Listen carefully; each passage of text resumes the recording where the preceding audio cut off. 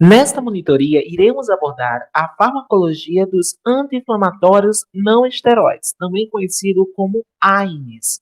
Essa classe de anti-inflamatórios é assim denominada para distinguir, diferenciar de uma outra classe muito importante de anti-inflamatórios, que são os corticosteroides, né, que são aqueles glicocorticoides, né, produzidos a partir do esteroide. Então, esses anti-inflamatórios não esteroidais, né, eles também são chamados de anti-inflamatórios não hormonais, né, justamente para diferenciá-los dos corticoides ou glicocorticoides.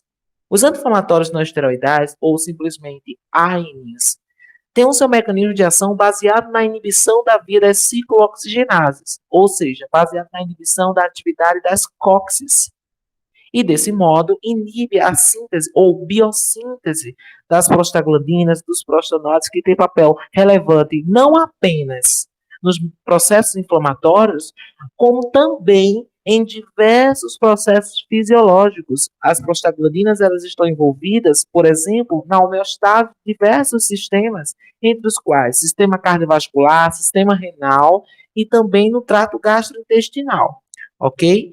Então, antes de aprofundarmos esta monitoria, é importante, não é, pontuarmos desde o princípio os objetivos que irão delinear, ok, esta monitoria. O primeiro deles consiste em aplicar os conhecimentos da farmacocinética e da farmacodinâmica dos AINES na farmacologia clínica para assimilar as vantagens e desvantagens dessa classe de anti-inflamatórios, bem como seu potencial terapêutico e riscos associados. Além disso, temos como objetivo aqui também entender a importância fisiológica das prostaglandinas e as repercussões dos AINES ao suprimir a biossíntese desses mediadores químicos nos sistemas cardiovascular, renal, no trato gastrointestinal e no feto. Além disso, temos como propósito correlacionar os mecanismos fisiopatológicos associados ao desequilíbrio na biossíntese dos prostanóides endotelial e plaquetário e os riscos de eventos cardiovasculares. E, por fim, mas não menos importante, temos como intuito compreender, prever e ser capaz de justificar as indicações terapêuticas, contraindicações e efeitos colaterais dos fármacos estudados, no intuito de minimizar os riscos e prevenir as consequências do uso terapêutico dos AINES. Bem, é de fundamental importância também resgatarmos como ocorre a biossíntese dos eicosanoides. Os eicosanoides são mediadores químicos endógenos de extrema importância em processos inflamatórios de diversas funções fisiológicas e que são derivados do ácido araquidônico. O ácido araquidônico é obtido a partir da ação da fosfolipase A2 nos fosfolipídios de membrana. E com isso ocorre a biodisponibilidade do ácido araquidônico para duas vias distintas, a via das ciclooxigenases e a via das lipoxigenases. A via das ciclooxigenases dará origem, ou seja, formará, em última instância, os prostanoides, que reúnem uma classe de substâncias químicas que inclui prostaglandinas, prostaciclinas e tromboxanos, ok? Por outro lado, a via das lipoxigenases irão produzir os leucotrienos e as lipoxinas. Indo para a via das ciclooxigenases, as prostaglandinas ou os prostanoides, né, têm os seguintes papéis, a seguinte diversidade. Inclui aqui a prostaciclina PGI2, que tem função vasodilatadora. É um vasodilatador derivado do endotélio de extrema relevância para a função endotelial e cardiovascular. A prostaglandina PGI2 também tem um efeito hiperalgésico, ou seja, diminui o limiar de despolarização das fibras nociceptivas, aumentando a sensibilidade algésica dolorosa. Além disso, a prostaglandina PGI2 interrompe a agregação plaquetária, logo ela tem um papel, né, de atenuar os efeitos do tromboxano A2. Que, por outro lado, o tromboxano A2 tem um efeito agregante plaquetário, ou seja, induz a formação de coágulos e, além disso, que predispõe à formação de eventos aterotrombóticos, mas também o tromboxano A2 tem um papel relevante na hemostasia, ou seja, na interrupção do sangramento, mas, além disso, o tromboxano A2 tem um papel vasoconstrictor importante. Por outro lado, né, a PGF2-alfa tem um efeito broncoconstrictor e também induz a contração do miométrio, a contração da musculatura lisouterina. Além disso, a PGF2-alfa atua lá no nível, né, ocular, na malha trabecular, na via uveoscleral, aumentando a drenagem do mucoso e, portanto, a PGF2-alfa tem uma ação hipotensora ocular importante. A PGD2, além de também mediar processos inflamatórios junto com a PGI2 e a PGE2, a PGD2 ela inibe a agregação plaquetária, também tem um efeito vasodilatador e relaxa o músculo liso uterino. A PGE2 ela é uma importante prostaglandina, né, da pirexia, induz a febre. Além disso, é uma importante mediadora de processos inflamatórios, induz a hiperalgesia, né, sensibilidade dolorosa dos nossos setores. A PGE2 também é uma importante prostaglandina que está envolvida na contração da musculatura lisa do miométrio. E, além disso, a PGE2, junto com a PGI2, tem um papel relevante lá no trato gastrointestinal em promover a citoproteção gástrica, ou seja, o estímulo à produção de um mucocitoprotetor e na redução da produção do ácido clorídrico. Desse modo, é de extrema relevância a atividade da PGI2 e da PGE2 no epitélio gastrointestinal para protegê-lo contra a formação de úlceras gástricas. Bem, é importante ressaltar, por outro lado, o papel das lipoxigenases, da via das lipoxigenases, na biossíntese dos leucotrienos. Os leucotrienos são mediadores químicos de extrema relevância em processos inflamatórios e está envolvido na fisiopatologia da asma. Tem um potente efeito broncoconstrictor, aumenta a permeabilidade vascular, além de induzir quimiotaxia, ou seja, atrair as células dos leucócitos, as células de defesa dos glóbulos brancos e polimorfonucleados aos sítios inflamatórios. Além disso, temos as lipoxinas, que antagonizam o efeito inflamatório dos leucotrienos, ou seja, as lipoxinas têm um efeito resolutivo da inflamação e, portanto, têm extrema relevância na homeostase dos processos inflamatórios. Os AINES, que são os anti-inflamatórios, né, que estão sendo estudados aqui nesta monitoria, têm o seu mecanismo de ação, como já dito na introdução, baseado na inibição das ciclooxigenases. Então, os AINES, eles não inibem a via das lipoxigenases. De fato, ao inibir a conversão do ácido araquidônico, quando a ciclooxigenase inibe a via das ciclooxigenases, os AINES, né, ao inibir essas COXes, diminui a oferta de ácido araquidônico para a via das ciclooxigenases e aumenta, né, a oferta do ácido araquidônico para a via das lipoxigenases. Então, de fato, os AINES não inibem a atividade das lipoxigenases, mas ao inibir a conversão do ácido araquidônico por meio da via das COXes, os AINES acabam produzindo mais substrato a ser metabolizado por via das lipoxigenases, ou seja, os AINES aumentam a oferta do ácido araquidônico para ser metabolizado pela outra via, a via das lipoxigenases, já que a via das ciclooxigenases estará sendo inibida pelos AINES. Então, dessa forma, indiretamente, os AINES levam ao aumento da formação de leucotrienos inflamatórios. E, desse modo, os AINES oferecem uma certa contraindicação a pacientes asmáticos ou que têm alguma doença que curse com broncoespasmo, broncoconstricção, por conta desse aumento da produção de leucotrienos que tem um efeito broncoconstrictor e mediador das respostas inflamatórias na asma. Então, existe uma relativa contraindicação, né, da prescrição de AINES para pacientes asmáticos, ok? Bem, as enzimas ciclooxigenases são justamente os alvos farmacológicos dos AINES, dos anti-inflamatórios não esteroidais. Essas enzimas, as ciclooxigenases, elas são inibidas pela ação dos AINES. Então, é importante relembrar as principais isoformas de ciclooxigenases, quais sejam a COX-1 e a COX-2. A COX-1 é conhecida como a enzima ou isoenzima constitutiva, né, que tem localização em diversos órgãos e tecidos, ou seja, tem uma função fisiológica importante na homeostase, por exemplo, do sistema cardiovascular, né? Está amplamente expressa a nível de plaquetas, sendo responsável pela biossíntese do tromboxana 2, que é relevante na homeostase, ou seja, na parada do sangramento, na formação do tampão plaquetário, já que o tromboxana 2 tem um papel agregante plaquetário. Ou seja, é importante destacar que a COX-1, né, também tem um papel de manutenção, ou seja, na homeostase, na fisiologia da autorregulação do fluxo sanguíneo renal, ok? Na perfusão sanguínea renal, na homeostase do trato gastrointestinal, já que ela é amplamente expressa no epitélio do trato gastrointestinal, sendo responsável, sobretudo, pela biossíntese de prostaglandinas como a PGE2 e PGI2, que tem papel relevante na citoproteção gástrica e na regulação da secreção de ácido gástrico, certo? Além da função renal, a COX-1 também é essa fonte, né, de prostaglandinas citoprotetoras nesse epitélio gástrico, ok?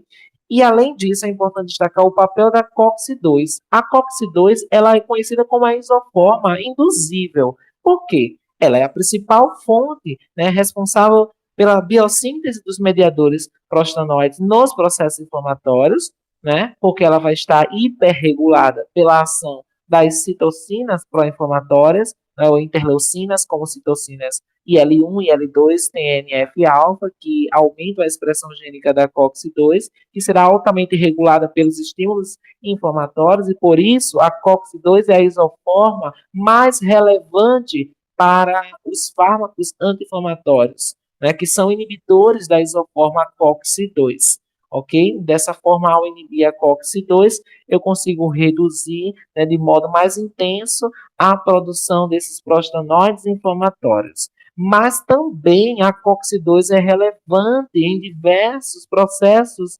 fisiológicos. Ela tem funções fisiológicas de grande relevância em vários órgãos e tecidos, como é o caso do tecido renal, onde a COX-2 está amplamente expressa de modo fisiológico. No tecido cardíaco também há expressão fisiológica e papel relevante, né, na homeostase do tecido cardíaco. E, além disso, no endotélio vascular, a COX-2 é a principal isoforma amplamente expressa lá no endotélio vascular. E no endotélio vascular, a COX-2 é a principal isoforma responsável pela biossíntese das prostaciclinas, que tem papel importante na fisiologia cardiovascular, ok? Antagonizando os efeitos de tromboxana 2 e também tem papel relevante na homeostase da função renal, ok? É importante dizer, né, que a rápida indução da COX-2 em tecidos inflamados, né, e além disso, essa rápida indução da COX-2 em tecido inflamado, né, justifica, por exemplo, o desenvolvimento de inibidores seletivos da COX-2, justamente para inibir a isoenzima, que é a principal fonte de biossíntese dos mediadores pró-inflamatórios. Embora a COX-2 seja a principal fonte desses prostanoides pró-inflamatórios, a COX-1 também contribui para isso. Essas isoformas, elas diferem entre si quanto à sua sensibilidade à inibição por determinados fármacos anti-inflamatórios, por determinados AINES. E essa observação resultou no desenvolvimento de inibidores seletivos da COX-2, porquanto sabe-se que a ação anti-inflamatória antipirética e analgésica dos AINES esteja sobretudo relacionada à inibição da COX-2, enquanto que os efeitos indesejáveis que afetam o trato gastrointestinal, diminuindo a citoproteção gástrica, resulta da inibição da COX-1, ok? Então, ao inibir preferencialmente a COX-2, você preserva a atividade constitutiva da COX-1 no trato gastrointestinal, consequentemente, você reduz a formação ou o risco de formação de úlceras gástricas, que está sobretudo associado à inibição da isoforma COX-1. Por outro lado, temos a isoforma COX-3. A COX-3 ela está principalmente expressa no sistema nervoso central e está presente em processos como febre e dor. Ela é, sobretudo, responsável pela fonte de prostaglandinas no sistema nervoso central, que serão responsáveis por mediar processos como a dor e a febre. Então, alguns fármacos atuam justamente inibindo a COX-3, né, e desse modo possuem efeitos analgésicos e antipiréticos importantes.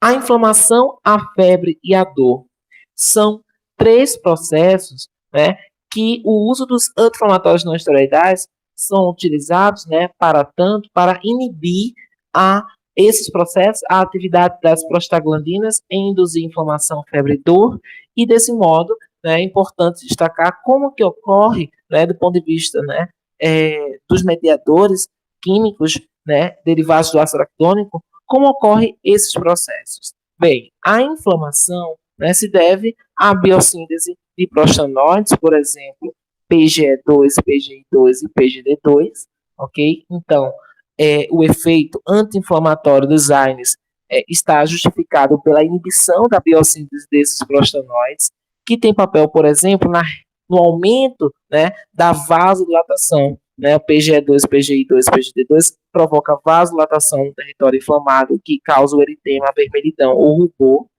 né? E além disso, esses prostanoides eles atuam aumentando a permeabilidade vascular. Então, quando eu vou inibir a biossíntese desses prostanoides, eu vou reduzir a vasodilatação e vou reduzir, consequentemente, o edema, diminuindo a permeabilidade vascular e também reduzo a quimiotaxia. Importante destacar, né, a questão da hiperexpressão da COX-2 em tecidos inflamados, né, em resposta à ação das interleucinas IL-1, IL-2, IL-6 e TNF-alfa, ok? O efeito analgésico, né, dos inibidores das ciclooxigenases, dos AINES, né, é justificado justamente, né, para o tratamento da dor leve ou moderada, sobretudo aquela dor que é originada de inflamação ou lesão tecidual.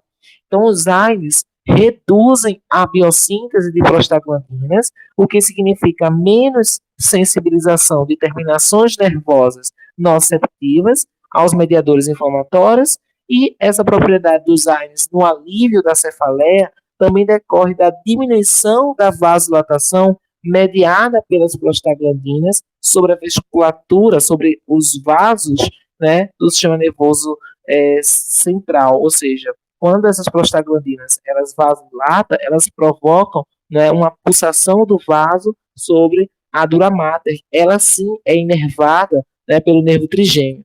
E quando você usa os AINES, né, para inibir a biossíntese de prostaglandina no sistema nervoso central, você diminui essa vasodilatação mediada pelas prostaglandinas e, consequentemente, consegue produzir um alívio na cefaleia, na enxaqueca, ok?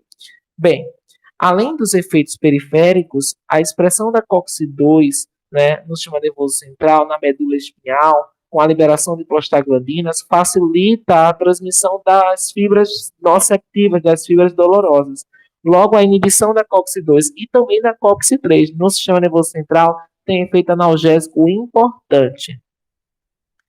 No que diz respeito à febre, ou seja, à pirexia e ao efeito antipirético dos AINES, então é importante destacar que no sistema nervoso central, a interleucina 1 estimula a liberação de prostaglandina PGE2, que atua sobre os neurônios, né, termossensíveis, elevando o ponto de ajuste hipotalâmico para o controle da temperatura, e isso resulta na febre. Então, os AINES atuam impedindo esse mecanismo. Os AINES, de algum modo, ao inibir a biossíntese de prostaglandina, sobretudo a PGE2 no sistema nervoso central, os AINES acabam reajustando o termostato e impedindo a biossíntese da PGE2, e uma vez que haja retorno do ponto de ajuste normal lá no termostato, no centro de regulação da temperatura no hipotálamo, os mecanismos reguladores da temperatura, como a vasodilatação superficial e a sudorese, vão entrar em ação, né, para reduzir a temperatura. E a temperatura corporal normal no indivíduo sadio não será afetado pelo uso de anti-inflamatórios não esteroidais, ok? Então, os AINES, de um modo geral, eles são fármacos paliativos e utilizados para tratamentos de sintomas, ok? Então, ele é utilizado para tratamento sintomático. É uma medicação de alívio, os AINES. Portanto, eu posso dizer que os anti-inflamatórios não esteroidais não intervêm na fisiopatogenia das doenças inflamatórias, ou seja, ela não atua na causa, mas é importante para manejar, tratar os sintomas. No que diz respeito ao mecanismo de ação, é importante destacar, né, justamente a ação, o papel dos AINES na inibição reversível da ciclooxigenase, portanto, inibe a biossíntese das prostaglandinas, tem efeito anti-inflamatório, analgésico e antipirético, e além disso, né, é importante destacar o papel das prostaglandinas na quimiotaxia. Logo, a inibição da biossíntese de prostaglandinas com o uso de AINES inibe a quimiotaxia, né, fazendo uma infrarregulação da síntese de interleucinas, diminuindo a síntese de citocinas. Como já dito, os AINES têm um papel terapêutico antipirético, analgésico e anti-inflamatório paliativo. Então, é importante destacar aqui os AINES não têm eficácia no tratamento da dor visceral nem no tratamento da dor psicológica e muito menos no tratamento da dor neuropática, porque os mecanismos nociceptivos desse tipo de dor são outros que não mediados pela ação das prostaglandinas, ok? Bem, além disso, existe aqui um caso bem particular de um mecanismo de ação que consiste na inibição irreversível da ciclooxigenase COX-1 e COX-2 pela ação do ácido acetil salicílico, da aspirina. O ácido acetil salicílico, é verdade que ele possui maior afinidade por inibir irreversivelmente mais a COX-1, certo? Que está bastante expressa nas plaquetas. E a consequência da inibição da COX-1 expressa nas plaquetas vai persistir por toda a vida da plaqueta, porque essa inibição é irreversível, né? Logo, a inibição da formação do tromboxana 2 pela COX-1 plaquetária, como ela só depende da COX-1, esse efeito vai ser bastante prolongado, porque a inibição é irreversível e ainda mais porque as plaquetas elas não têm núcleo. As plaquetas elas não fazem síntese proteica porque elas são fragmentos dos megacariócitos. Elas são fragmentos celulares. Então, para que eu tenha novas plaquetas com ciclooxigenase COX-1 novamente em atividade, é necessário uma nova síntese de plaquetas, né? Então, é importante destacar que apenas alguns dias da última dose do ácido acetil salicílico é que haverá sido recuperada a hemostasia mediante a síntese de novas plaquetas. E a síntese de novas plaquetas, ou seja, a renovação plaquetária, ela vai aí depender de 8 a 12 dias para acontecer, ok? Justamente por conta desse mecanismo de ação da aspirina, do ácido acetil salicílico. Farmacocinética dos AINES. No que diz respeito, né, ao que o nosso organismo faz com essa classe de anti-inflamatórios, ou seja, no que diz respeito à farmacocinética, né, é importante primeiro ressaltar que a diversidade química de compostos, né, de anti-inflamatórios não esteroidais é responsável pela ampla variedade de características farmacocinéticas. No entanto, esses fármacos, né, apresentam propriedades gerais bem semelhantes, ou seja, propriedades bem comuns.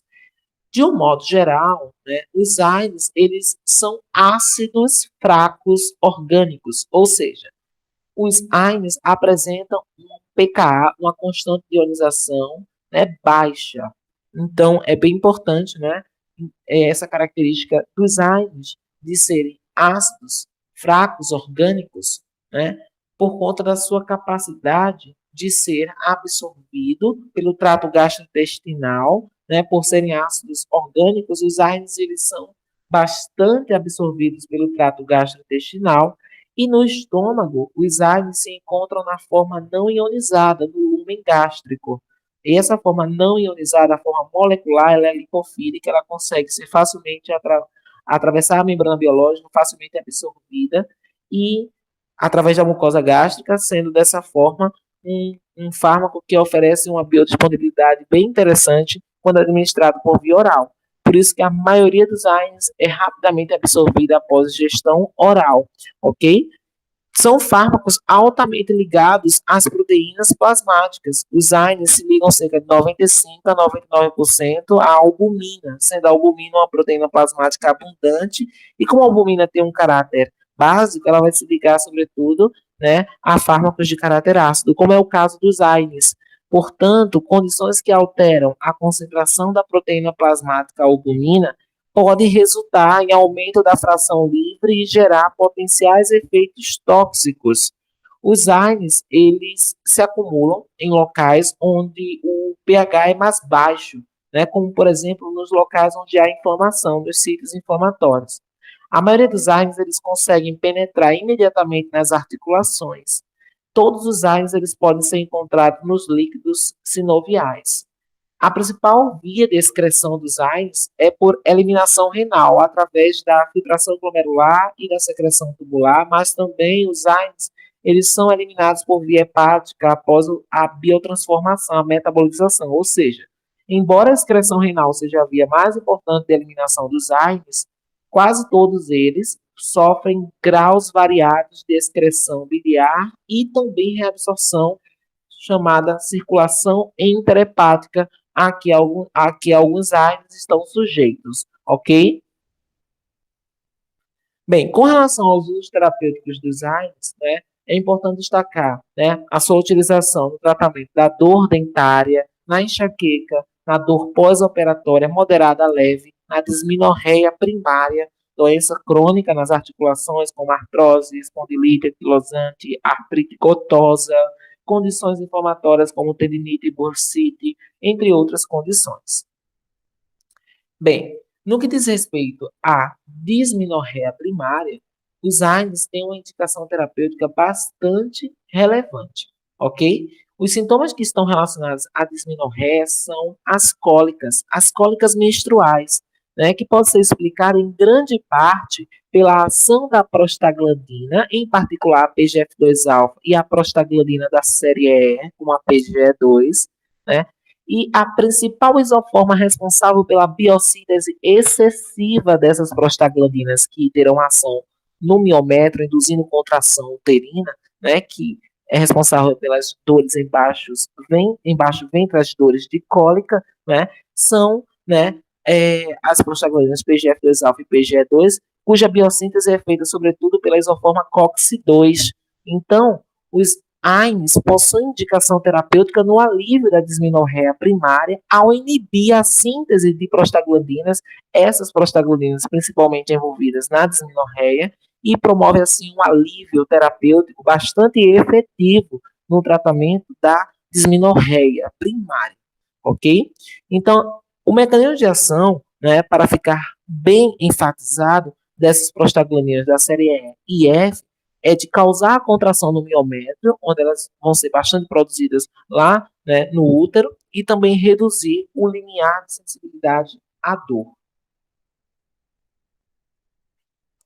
No que diz respeito ao uso, né, dos AINES no tratamento, né, na profilaxia secundária ou primária do AVC ou do acidente vascular encefálico isquêmico associado à formação de trombos, também no tratamento na prevenção do infarto agudo do miocárdio, né, após um primeiro infarto, e também no tratamento e na prevenção, na profilaxia da pré-eclâmpsia, né?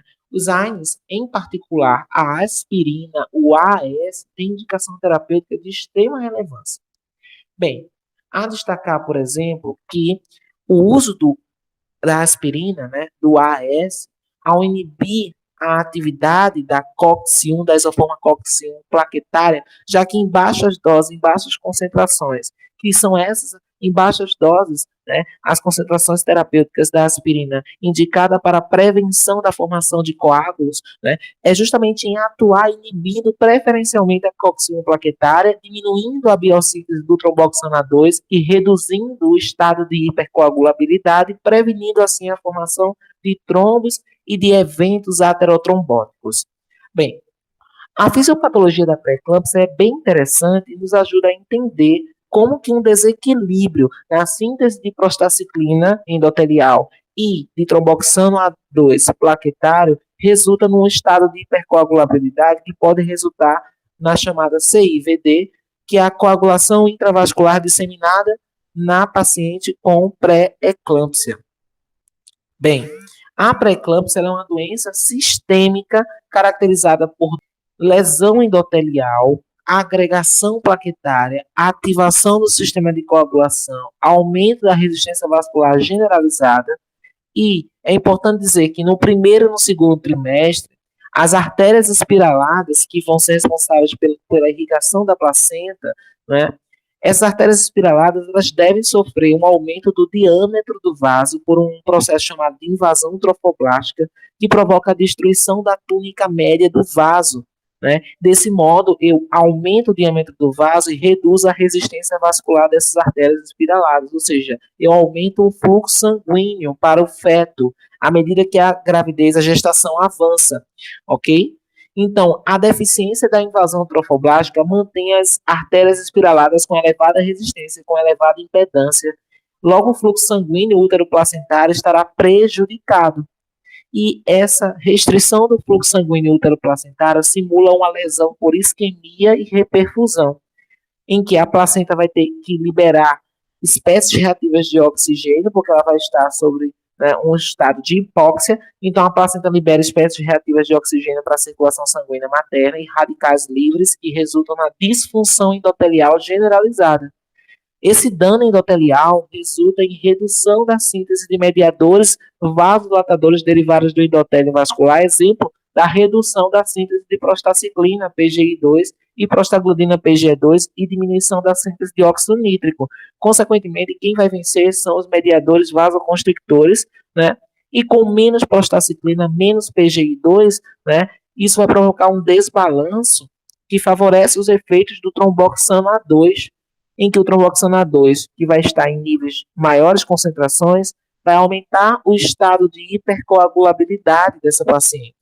Então, para prevenir as repercussões da coagulação intravascular disseminada na gestante com alto risco de pré-eclâmpsia e para o tratamento da pré-eclâmpsia em si, a aspirina, o ácido acetilsalicílico em baixas doses pode ser prescrito justamente no intuito de inibir a COX-1, reduzir os níveis de tromboxana 2 e, desse modo, atenuar a formação de coágulos e lesões em órgão-alvo.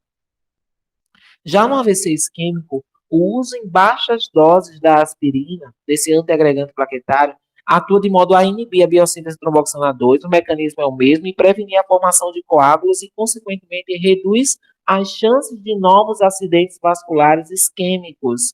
Com isso, faz uma prevenção chamada de prevenção ou profilaxia secundária do AVC ou do AVE, acidente vascular encefálico isquêmico.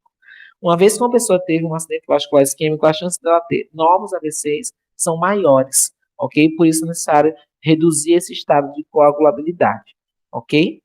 E no caso da arritmia cardíaca, batimentos cardíacos irregulares dificultam a ejeção completa do sangue do coração para o sistema circulatório como um todo. Então, logo, parte do sangue ejetado permanece no coração, porque esse coração não está tendo contrações efetivas, porque ele está, né, em um estado de arritmia.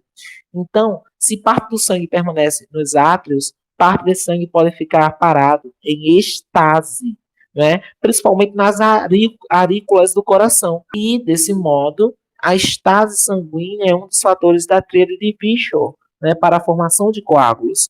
Então, de modo a reduzir a chance de formação de coágulos em indivíduos com arritmia cardíaca, baixas doses de aspirina podem ser indicadas para a profilaxia do AVE isquêmico e do infarto agudo do miocárdio. Caso um coágulo, um trombo se desprende, vá para a circulação coronariana ou vá para a circulação encefálica. Então é importante relembrar a tríade de Virchow, né, que consiste em estase, coagulopatia e disfunção endotelial, ok? Todos esses três fatores favorecem a formação de trombos, de coágulos e trombos.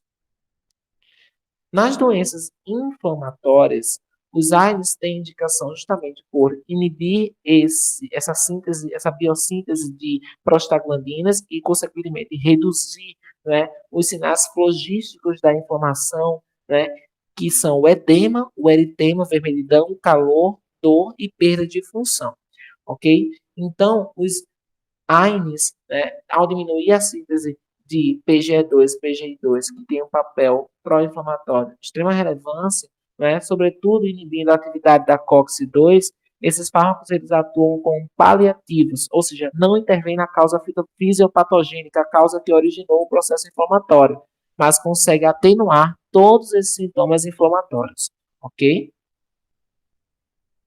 Bem, com relação aos efeitos adversos dos usos de AINES, eles são os mais variados devido à importância, né, fisiológica na homeostase, né, de vários sistemas que, né, são atribuídos ao papel, né, de extrema relevância indispensável dessas prostaglandinas, desses prostanóides.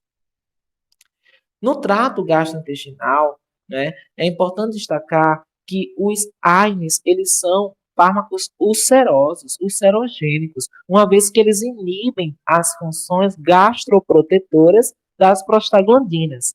Então, no estômago, a PGE2 e a PGI2, cabe lembrar, contribuem para o aumento da secreção de um muco citoprotetor que reveste esse epitélio do trato gastrointestinal esse epitélio da mucosa gástrica, e essas prostaglandinas também atuam inibindo a secreção de ácido clorídrico pelo estômago, diminuindo a concentração de pepsina e aumentando o fluxo sanguíneo na mucosa gástrica, o que favorece a produção, a secreção desse muco citoprotetor, ok? Os eventos adversos gastrointestinais são efeitos indesejáveis mais comuns dos AINES. Então, a susceptibilidade à lesão ulcerosa na mucosa gástrica resulta principalmente da inibição da cocci-1 gástrica, que sintetiza a PGE2 e a PGI2, né, que fisiologicamente tem essa função de inibir a secreção de ácido gástrico nas células parietais e protege o epitélio gástrico.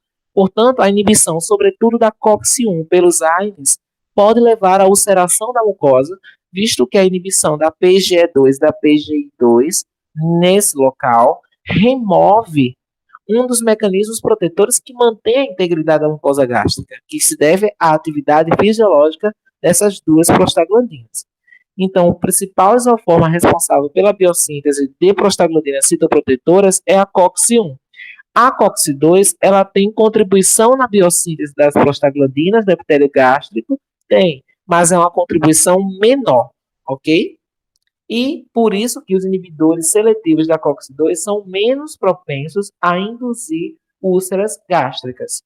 Os sintomas típicos, né, desse desconforto gástrico associado ao uso de AINES, sobretudo ao uso crônico desses anti-inflamatórios não esteroidais, inclui desconforto gástrico, pode resultar até em hemorragia e perfurações, ok?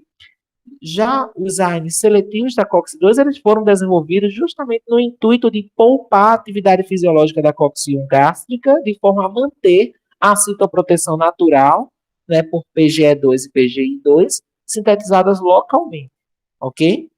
Então, é importante destacar que esses efeitos adversos no trato gastrointestinal, ele é mais grave em indivíduos com história prévia de úlcera péptica, ou em indivíduos idosos, ou naqueles indivíduos que fazem uso de mais de um AINES ao mesmo tempo, simultaneamente, né? Ou uso crônico desses AINES não seletivos, que também inibem a COX-2 de forma importante, ou pacientes que estejam fazendo uso de anticoagulantes, ou que têm infecção pela Helicobacter pylori, né, que é uma bactéria importante responsável por gastrite, e a utilização de ácido acetil salicílico também favorece essa hemorragia no trato gastrointestinal. A nefrotoxicidade no tecido renal, né, é importante destacar que as prostaglandinas desempenham um papel importante na regulação da hemodinâmica renal, ou seja, na regulação do fluxo sanguíneo renal, bem como essas prostaglandinas, né, por meio da regulação da homeostase renal, têm relevância na manutenção, né, do controle da pressão arterial.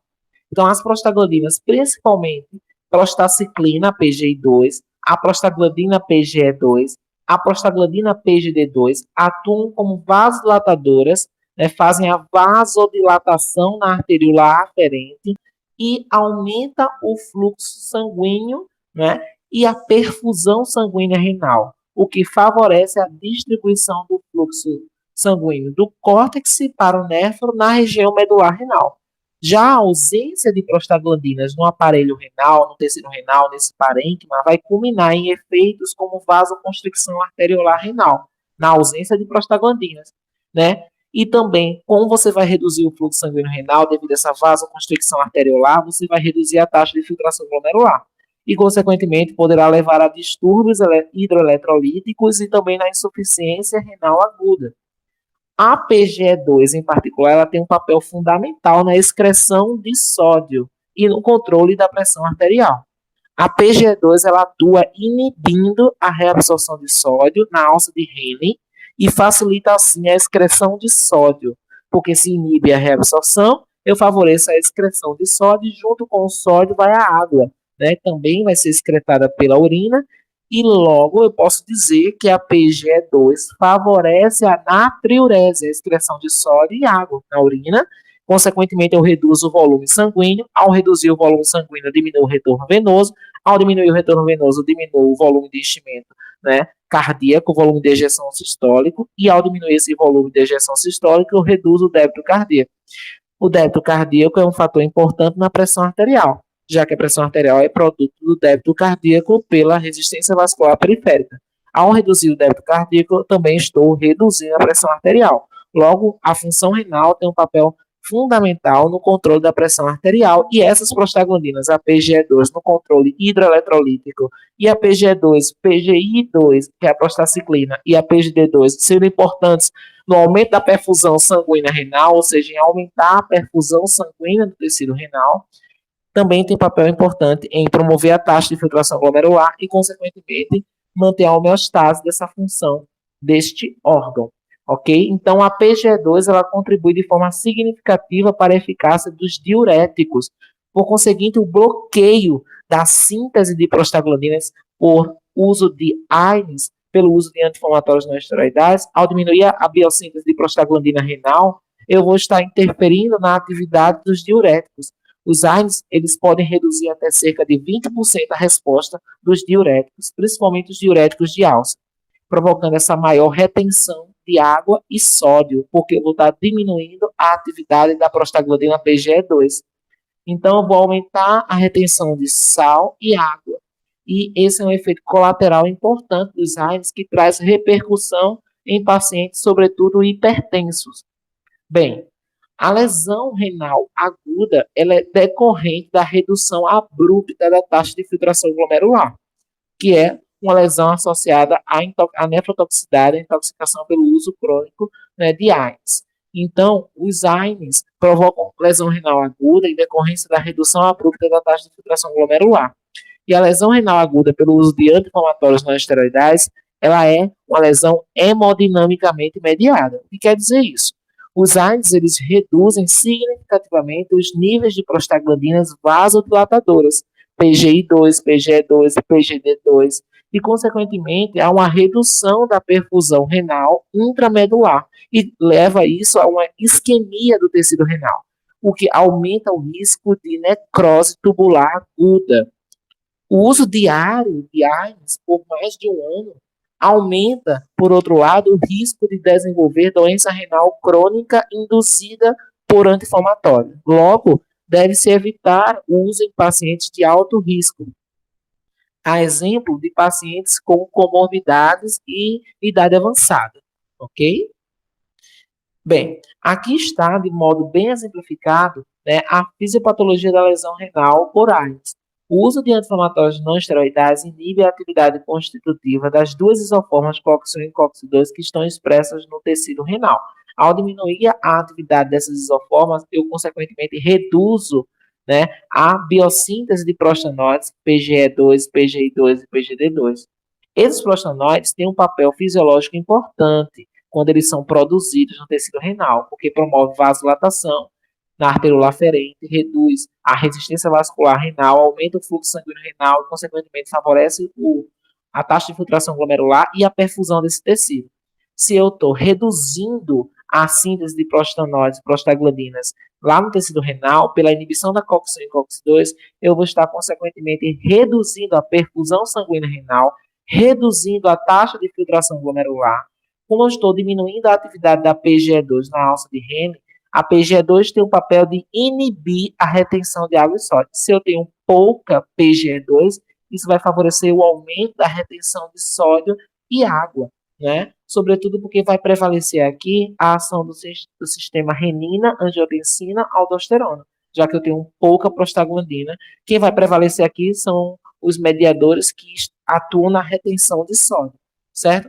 Então, além disso, a inibição da COX-1 e COX-2 leva a uma vasoconstricção renal e a uma isquemia medular. Isso pode culminar, isso pode repercutir em um quadro de lesão renal aguda, né, que vai ser caracterizado por uma função renal bastante reduzida, mas que ela pode ser restaurada, recuperada se eu interromper o uso desse AINES. Mas no caso de pacientes que fazem uso de forma crônica de anti-inflamatórios não esteroidais, isso pode levar a uma doença renal crônica, né? E essa lesão é irreversível. Mesmo que eu retire o anti-inflamatório, eu não vou conseguir reverter essa lesão crônica, né? Lá no tecido renal.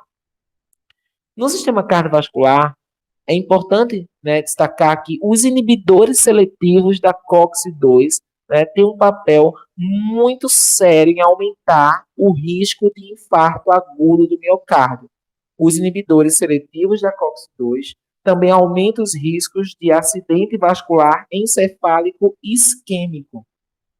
Isso se deve, sobretudo, à inibição seletiva da COX-2 a nível de endotélio vascular, ok? É importante destacar que, por outro lado, a COX-1 não estará sendo inibida.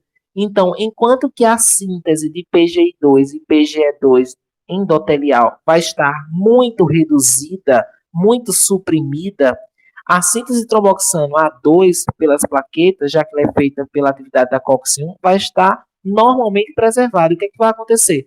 Vai ocorrer um desbalanço em que vai aumentar os níveis de tromboxano A2 e vai diminuir os níveis de prostaciclina PGI2 e prostaglandina PGE2. Isso vai favorecer os efeitos deletérios do tromboxano A2 no sistema cardiovascular. Bem, a síntese de tromboxano A2, a gente sabe que ela é de origem majoritariamente das plaquetas em função da atividade da isoforma COX-1. Por outro lado, a síntese da prostaciclina PGI2 ocorre majoritariamente a nível do endotélio vascular, pela atividade da isoforma COX-2. Posto isso, é imprescindível resgatar que fisiologicamente a PGI2, que é a prostaciclina endotelial, e o tromboxano A2, que é de origem plaquetária, esses dois mediadores têm efeitos opostos no sistema cardiovascular, então eles precisam estar em equilíbrio para manter a homeostase desse sistema. Logo, o equilíbrio entre os níveis de tromboxano A2 produzidos pelas plaquetas e os níveis de PGI2 biosintetizados pelas células endoteliais é de fundamental importância. É crucial para a homeostase do sistema cardiovascular.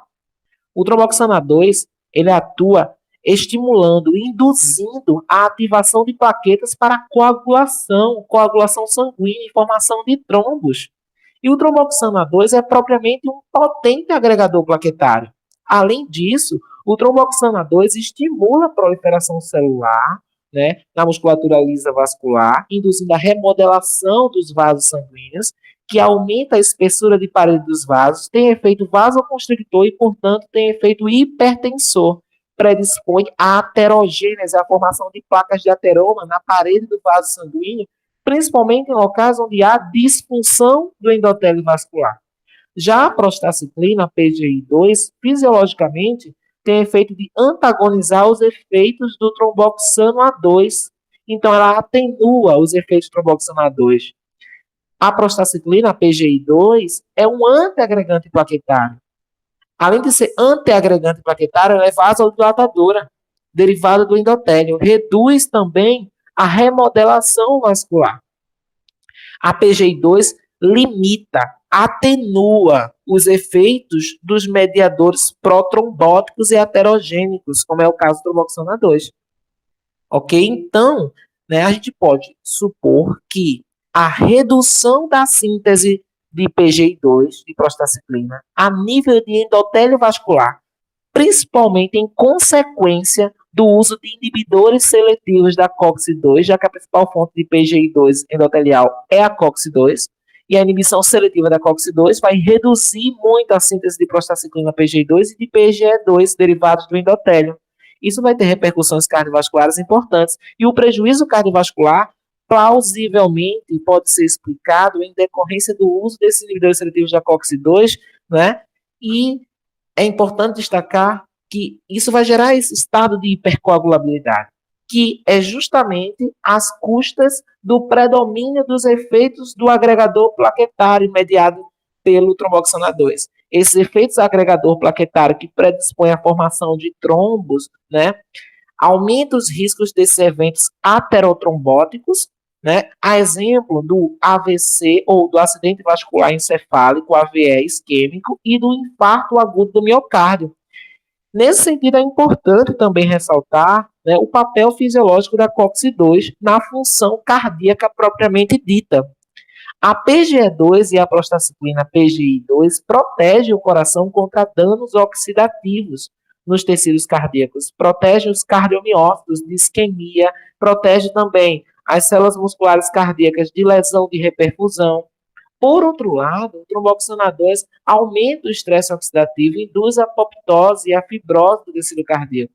Ok? Então veja como que o excesso, né, esse desequilíbrio, o aumento da atividade do tromboxana 2 tem efeitos deletérios muito sérios. Aumenta o estado protrombótico, favorece hipertensão arterial e também predispõe a isquemia cardíaca. Desse modo, o uso de inibidores seletivos da COX-2, né, apesar de preservar a citoproteção da mucosa gástrica e proteger, né, a mucosa gástrica de lesões, né, ulcerosas, aumenta, predispõe, favorece, né, os riscos de infarto agudo miocárdio e acidente vascular encefálico, justamente devido a esse desbalanço, a esse desequilíbrio, em que eu estou diminuindo a síntese de prostaglandinas cardioprotetoras, como a PGI2 e a PGE2, e aumentando, né, favorecendo, na verdade, né, os efeitos de tromboxana 2, porque eu não estarei inibindo a COX-1, não é isso? Eu estarei apenas inibindo a COX-2, por isso que eu gero esse desbalanço, esse desequilíbrio, né, que tende, né, a favorecer os efeitos deletérios ao sistema cardiovascular mediados pelo tromboxano A2. No sistema circulatório fetal, né, é importante, né, destacar, né, os efeitos do uso de AINES, o uso de anti-inflamatórios por gestantes, né, por pacientes grávidas. Por quê? A prostaglandina PGE2, ela tem importante função na manutenção do ducto arterioso aberto, do ducto arterial aberto, que é quem comunica, não é, a aorta, né, com, né, essa artéria pulmonar. Bem, esse ducto arterioso, ele precisa ser mantido aberto, ok? Porque isso constitui um shunt, né, da circulação fetal, uma comunicação importante na circulação fetal. E a prostaglandina PGE2, ela está envolvida justamente na regulação da resistência vascular do ducto arterioso, mantendo esse ducto arterioso aberto, ok? Bem, quando eu faço uso de AINES, os AINES inibem a biossíntese de prostaglandinas. E a inibição da prostaglandina PGE2 favorece, induz o fechamento precoce do ducto arterioso. E isso predispõe a um quadro de hipertensão pulmonar, né, persistente no recém-nascido, ok?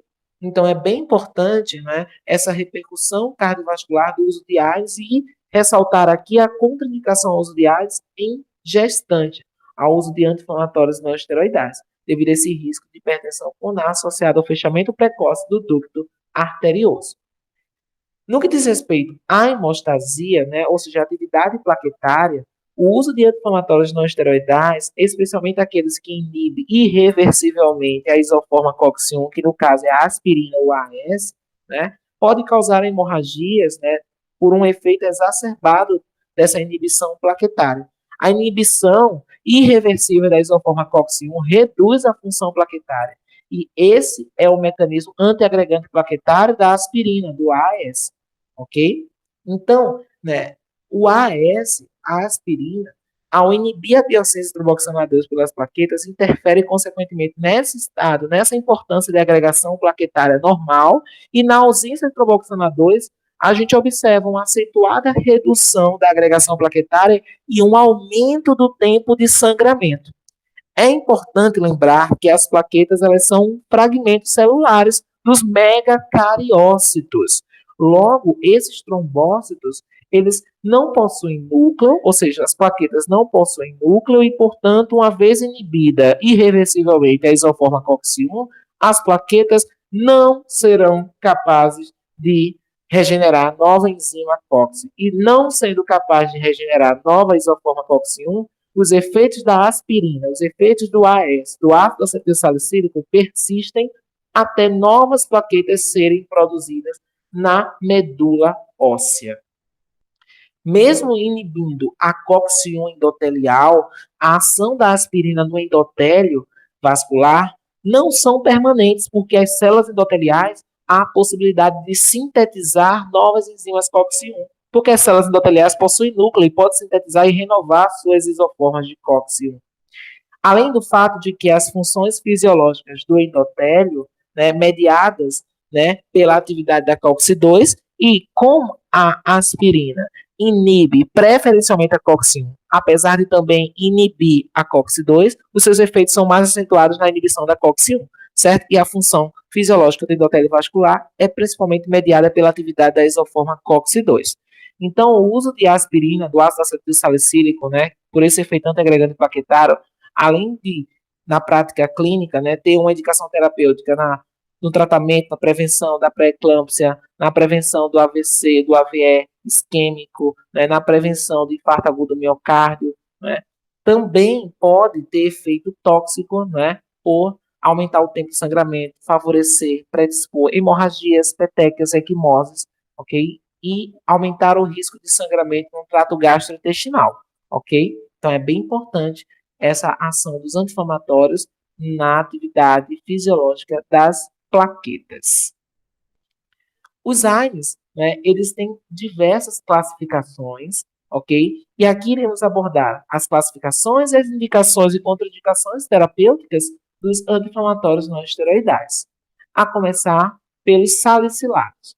Os salicilatos possuem propriedades analgésicas, anti-inflamatórias e antipiréticas. Foram o primeiro grupo de AINES a ser descoberto, ok?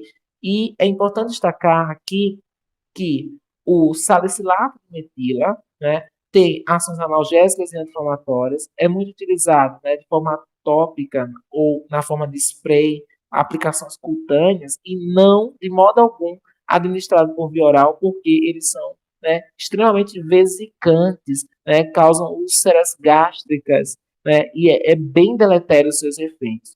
Por isso que o salicilato de metila é aplicado por via, né, tópica. Além disso, temos a aspirina, ela é utilizada como antiagregante plaquetário, amplamente utilizado na profilaxia da doença tromboembólica, para evitar a formação de coágulos, de trombos, que possam obstruir a circulação coronariana ou a circulação encefálica, ok? São contraindicados em caso de dengue hemorrágica, né? Porque ocorre na dengue hemorrágica uma trombocitopenia, uma diminuição da produção de plaquetas, ok? Que pode predispor a hemorragias, a sangramentos. E, além disso, nós temos o ácido salicílico. O salicilato, ele tem uma ação queratolítica importante, né? Pode ser irritante para a pele, para mucosas, destrói células epiteliais. E esse agente queratolítico, que é o ácido salicílico, ele pode ser utilizado para a remoção de pequenos calos, verrugas, rachaduras, ok? E essa toxicidade é importante, né? Porque eles são extremamente vesicantes, ok? Bem, agora iremos abordar os derivados do ácido indolacético, a começar pela indometacina, que é um inibidor não seletivo das ciclooxigenases, das COXs, e potente anti-inflamatório e analgésico. A indometacina inibe a motilidade dos leucócitos e polimorfonucleados, inibe a quinotaxia dos leucócitos, é utilizado para acelerar o fechamento do canal arterial patente persistente no pós-natal. E a indometacina se revelou entre os AINES mais eficazes para evitar e interromper o trabalho de parto pela inibição da síntese de prostaglandina da série E e da série F, PGF2-alfa e PGE2, que atuam contraindo a musculatura miometrial. E a indometacina se revelou como um AINE, um anti-inflamatório não esteroidal utilizado para interromper o trabalho de parto. Ok? É um fármaco tocolítico, mas atualmente não é muito utilizado, não, devido ao efeito colateral de fechamento do ducto arterioso precoce no feto. O sulindaco, por sua vez, ele é um profármaco. Já o etodolaco apresenta alguma seletividade, uma seletividade moderada para inibição da COX-2, ok? Então, tem um risco menos acentuado, ou seja, tem um risco mais reduzido de efeitos gastrointestinais, mas ainda tem efeitos gastrointestinais importantes, fornece analgesia pós-operatória, é também eficaz no tratamento sintomático da osteoartrite, da artrite reumatoide e também da dor branda a moderada. Já os derivados do ácido fenilacético incluem o cetorolaco, nabumetona e o diclofenaco. O cetrolaco ele é um AINE, também não seletivo, com excelente propriedade analgésica, menor atividade anti-inflamatória. O cetrolaco ele é mais eficaz no tratamento da dor pós-operatória, sendo mais utilizado nesses casos por suas propriedades analgésicas fortes. Bem, os seus efeitos adversos no trato gastrointestinal, de um modo geral, como todo AINE, inclui dor gastrointestinal por dispepsia úlcera péptica, né?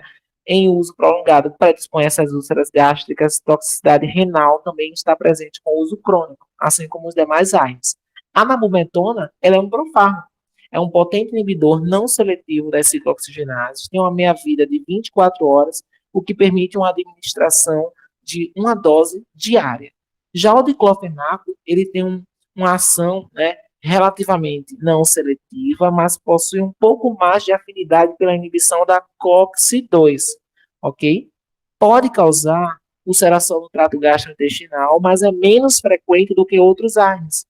A associação do diclofenaco com o omeprazol, sendo o omeprazol inibidor de bomba de próton, né, demonstrou ser efetivo na prevenção da lesão gástrica. Basta lembrar que o omeprazol, como ele é um inibidor da bomba de próton, né, ou seja, ele é um potente antiulceroso, né, inibe o efluxo de H+, e, consequentemente, atenua os efeitos, né, do uso de inibidor de ciclooxigenase no trato gastrointestinal, ok? Mas o diclofenaco, ele, por ter uma maior afinidade pela COX-2, embora ele seja não seletivo, certo? Ele tem menos efeitos de provocar ulceração gástrica, mesmo assim ainda pode, né, haver em função do uso crônico, né, ou da combinação do diclofenaco com outros AINEs. O diclofenaco ele tem atividade analgésica, antipirética e anti-inflamatória, e essa sua potência é maior do que a de vários outros AINEs, como a indomethacina ou naproxeno. O diclofenaco, ele tem rápida absorção, ampla ligação a proteínas e uma meia-vida de 1 a 2 horas. O diclofenaco ele é capaz de entrar no líquido sinovial em concentrações suficientes para continuar exercendo uma resposta terapêutica, mesmo quando ocorre uma diminuição das concentrações plasmáticas do diclofenaco. Os usos terapêuticos, né, do diclofenaco inclui a osteoartrite, a artrite reumatoide, a dor lombar, cólica renal, cólica biliar, dor pós-operatória, dor pós-traumática, dismenorreia, lesões musculoesqueléticas de modo geral, ok? Os derivados do ácido propiônico incluem o ibuprofeno, naproxeno e cetoprofeno. O ibuprofeno ele é absorvido rapidamente pelo trato gastrointestinal, liga-se com muita avidez às proteínas plasmáticas, sofre metabolização hepática, havendo também eliminação renal dos metabólicos.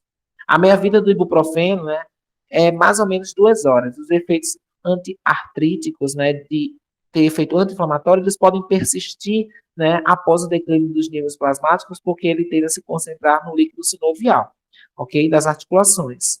As indicações terapêuticas também, como anti-inflamatório, antipirético, analgésico, têm eficácia satisfatória no tratamento da dor dentária pós-operatória, indicado em processos reumáticos, como na artrite reumatoide, osteoartrite e reumatismo articular, nos traumas, lesões dos sistemas musculoesqueléticos. Ok? O ibuprofeno ele tem implicações, né, nos riscos cardiovasculares, né, sobretudo em altas doses e uso frequente, assim como os demais AINEs não seletivos. O ibuprofeno também pode causar úlcera gástrica e até sangramento do trato gastrointestinal pelo uso crônico ou em associação com outros AINEs. Já o naproxeno, ele é um anti-inflamatório mais potente e tem uma meia-vida mais prolongada do que o ibuprofeno. O naproxeno ele é indicado no tratamento da artrite reumatoide, no tratamento da osteoartrite, da espondilite anquilosante e, além do tratamento da espondilite anquilosante, ele também é utilizado para tratar dismenorreia primária, tendinite, bursite e gota aguda, ok? O naproxeno, o risco de infarto, né, de acidentes, né, vascular encefálico com o uso do naproxeno é reduzido. Ou seja, o naproxeno não aumentou significativamente o risco de grandes eventos cardiovasculares ou coronários com base nos estudos clínicos, ok? Então, o naproxeno apresentou uma relação de menor toxicidade cardiovascular em comparação com os demais AINES, que inibem mais a COX-2. A exemplo do ibuprofeno, do diclofenaco, do lumiracoxib, coxib, rofecoxib, etrocoxib. A segurança cardiovascular do naproxeno se justifica pelo fato de o naproxeno inibir mais fortemente COX-1 do que COX-2. Embora com menor risco cardiovascular, o naproxeno ainda oferece maior risco gastrointestinal. Mesmo, né, altas doses, o naproxeno ainda oferece menor risco de eventos aterotrombóticos e cardiovasculares. Já o cetoprofeno, ele é um inibidor seletivo das ciclooxigenases. Ele tem efeito analgésico, anti-inflamatório e antipirético. O resultado analgésico e anti-inflamatório resulta da inibição central e periférica da COX-2 e tem sido indicado o uso do cetoprofeno no tratamento da dor durante o pré e o pós-operatório. Os derivados do ácido enólico, chamados oxicam, são dois, o piroxicam e o meloxicam.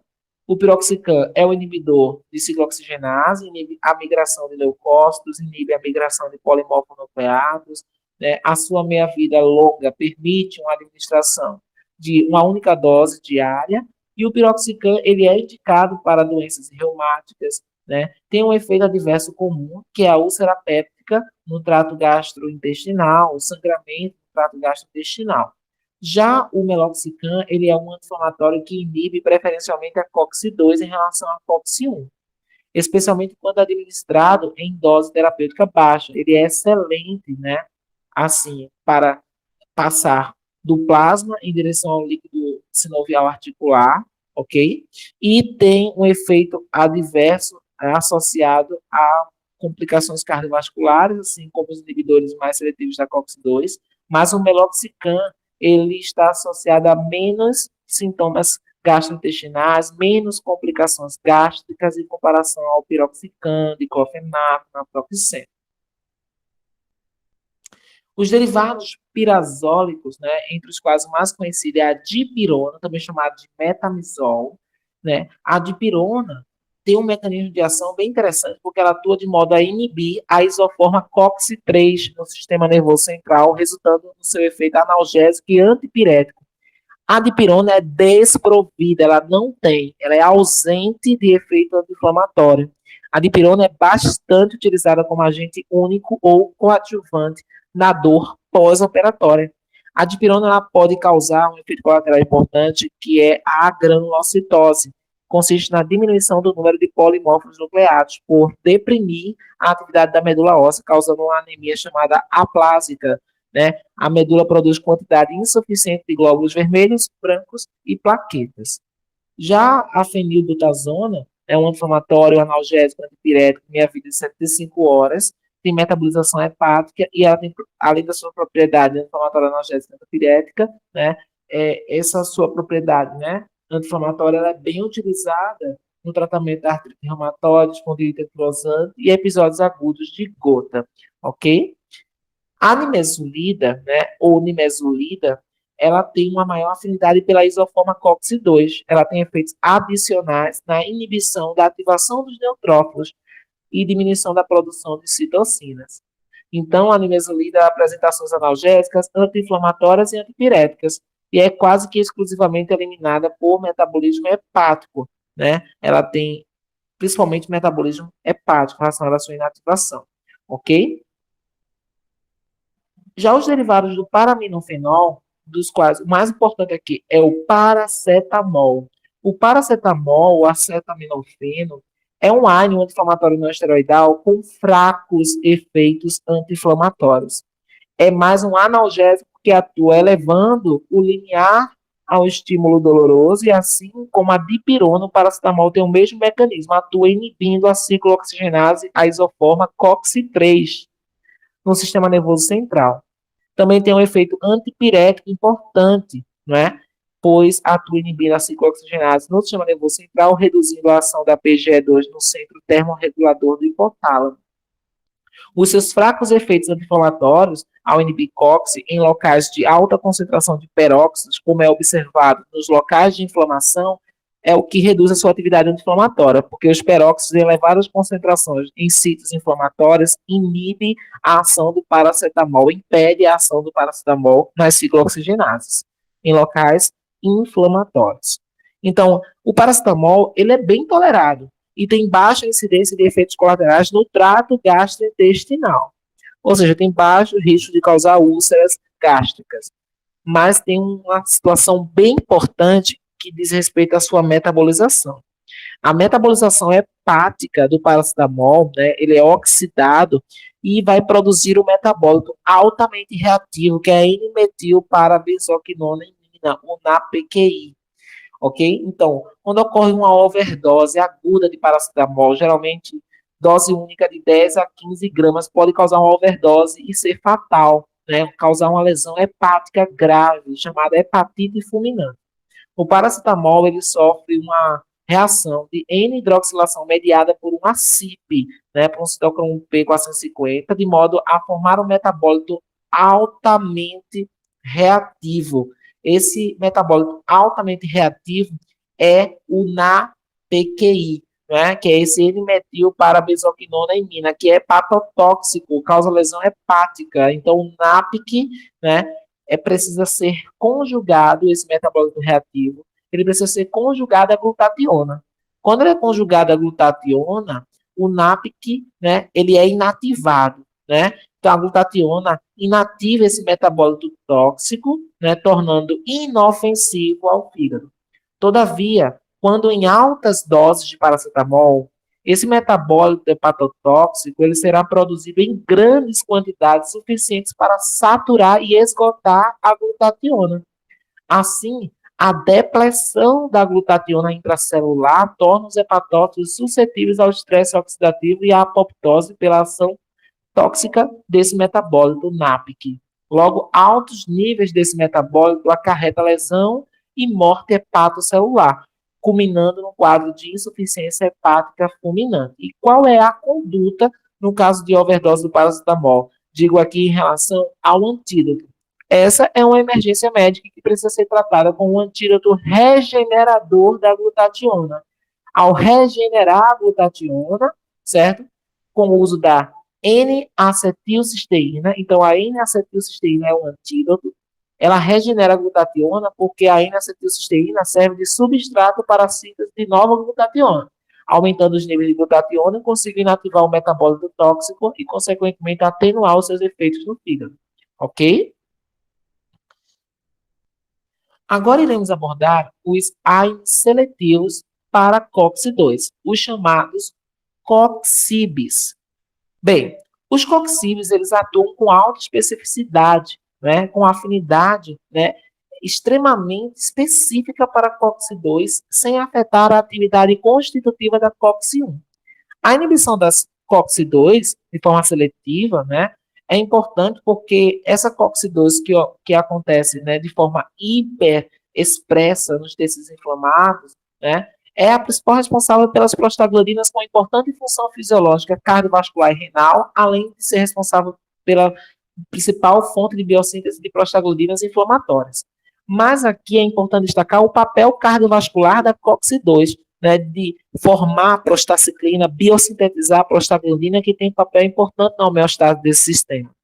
Então, apesar dos inibidores seletivos da COX-2 não afetarem a atividade da COX-1 no trato gastrointestinal e nas plaquetas, preservando assim a citoproteção e a atividade plaquetária, os inibidores da COX-2, por outro lado, diminuem a síntese de prostaglandinas e prostaciclinas cardioprotetoras e, consequentemente, predispõem ao risco de eventos aterotrombóticos cardiovasculares, como infarto agudo do miocárdio e AVE isquêmicos, ok? Além de reduzir a função renal. Bem, então o que acontece? É importante destacar que essa classe, os inibidores da COX-2, né, que, apesar de ser mais seletivo para a COX-2, né, e preservar a COX-1, e, portanto, esses COX-IBs são mais seguros para o trato gastrointestinal, com menor risco de causar úlceras gástricas em comparação aos AINES não seletivos. Contudo, esses inibidores seletivos da COX-2 resultam em diminuição expressiva dos níveis de prostaciclina PGI2 e prostaglandina PGE2 no endotélio vascular, no coração e no tecido renal. Menores níveis de prostaglandinas nesses tecidos têm-se, assim, reduzidos efeitos cardioprotetores da prostaciclina PGI2 e da prostaglandina PGE2, resultando em desequilíbrio no qual prevalecem os efeitos deletérios do tromboxano A2 no sistema cardiovascular, o que predispõe a eventos aterotrombóticos isquêmicos coronários e cerebrovasculares. Por tudo isso, o aumento da trombogênese associada a acidentes cerebrovasculares e infarto agudo do miocárdio representam importantíssimos efeitos colaterais relacionados ao uso dos COX-CIBs e dos inibidores seletivos da COX-2 de um modo geral, ok? Então, a inibição de PGI2 e derivados da COX-2 remove uma restrição protetora sobre a trombogênese, a hipertensão e a aterogênese. Por quê? Vai prevalecer os efeitos de tromboxano A2, cuja principal fonte vai ser a COX-1, já que a COX-2 está sendo inibida, vai diminuir os níveis, né, desse efeito cardioprotetor mediado pelas prostaglandinas PGI2, PGE2 e prostaciclina PGI2, ok? Então, aqui está a justificativa dos efeitos cardiovasculares associados, né, ao uso de inibidores seletivos da COX-2, ok? Bem, os efeitos cardiovasculares dos inibidores seletivos da COX-2 ocorrem tanto a nível de endotélio vascular quanto a nível de cardiomiócitos, bem como também na função renal. No endotélio e nas células musculares lisas, você tem a expressão da isoforma COX-2 de forma constitutiva, sendo a principal fonte de prostaciclina PGI2, que é um fator derivado do endotélio que tem papel vasodilatador e antiagregante plaquetário, ok? E quando você inibe a atividade da COX-2 pelo inibidor seletivo da COX-2 com o uso de COX-CIBs, certo? Você está diminuindo a síntese de prostaciclina, e ao diminuir a síntese de prostaciclina, prevalece o efeito de tromboxano A2, que é biosintetizado pela COX-1. Então, isso vai aumentar o efeito vasoconstrictor e protrombótico do tromboxano A2. Isso será ainda mais grave em pacientes que já apresentam um quadro de disfunção endotelial, pacientes que já têm comorbidades cardiovasculares, tabagistas, né, com hiperlipidemia, ou obesos, né, ou pacientes diabéticos que já têm disfunção endotelial, ok? Além disso, é importante destacar que existe aqui uma situação em que cursa com aumento da pressão arterial e também maior risco de eventos aterotrombóticos, como AVC ou AVE. Por quê? Porque o tromboxano A2, né, vai ter o efeito vasoconstrictor, vai ter o efeito de indução da agregação plaquetária que predispõe à formação de trombo, esse estado de hipercoagulabilidade e favorece, né, a obstrução de vasos sanguíneos na circulação do sistema nervoso central, gera o AVE, o acidente vascular encefálico, e na circulação coronariana, né, causa o que a gente chama de infarto agudo do miocárdio, ok? Além disso, né, lá nos cardiomiócitos também tem um papel relevante da atividade constitutiva da isoforma COX-2.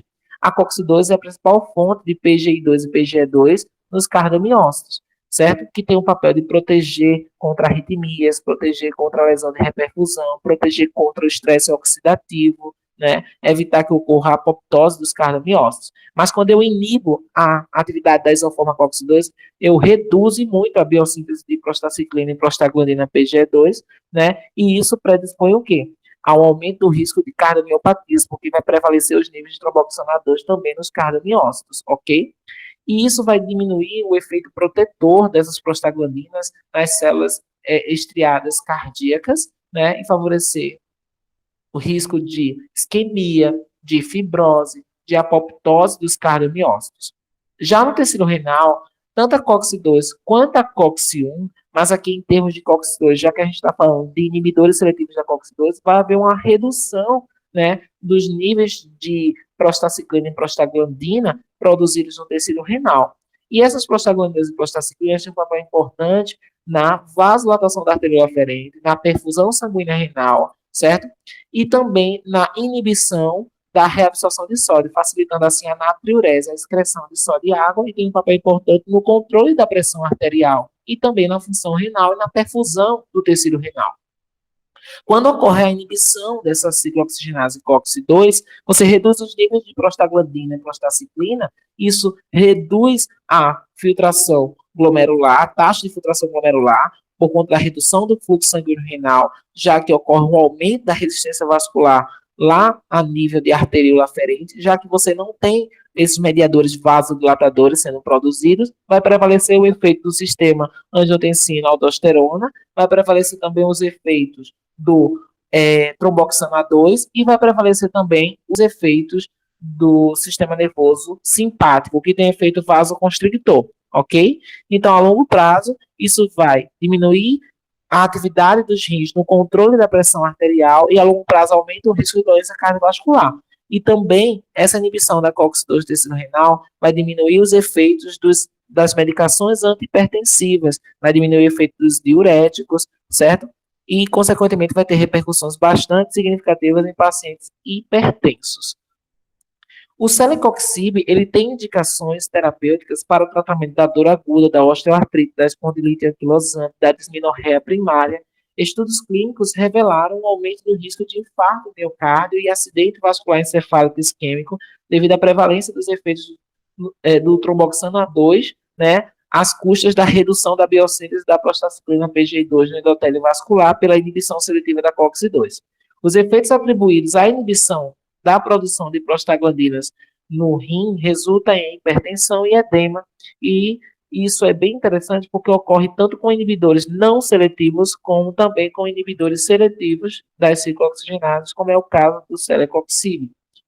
Os coxibes, eles devem ser evitados em pacientes propensos a doenças cardiovasculares e cerebrovasculares. Outros coxibes acarretam maiores riscos cardiovasculares do que o celecoxib, ok? O paracoxib é um inibidor seletivo da COX-2.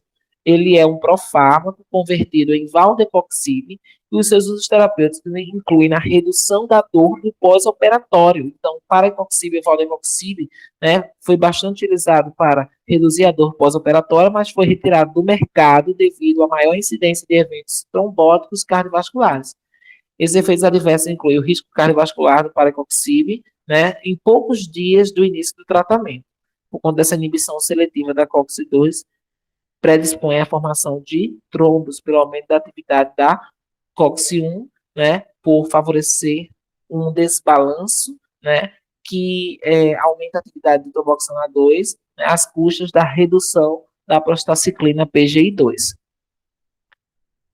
O etoricoxib é o inibidor seletivo da COX-2. Ele tem menos riscos de causar lesão no trato gastrointestinal, mas tem um maior risco de levar a ataque cardíaco e a acidente vascular encefálico isquêmico, utilizado no tratamento da osteoartrite, artrite reumatoide, artrite gotosa, dor musculoesquelética e pós-operatória, ok?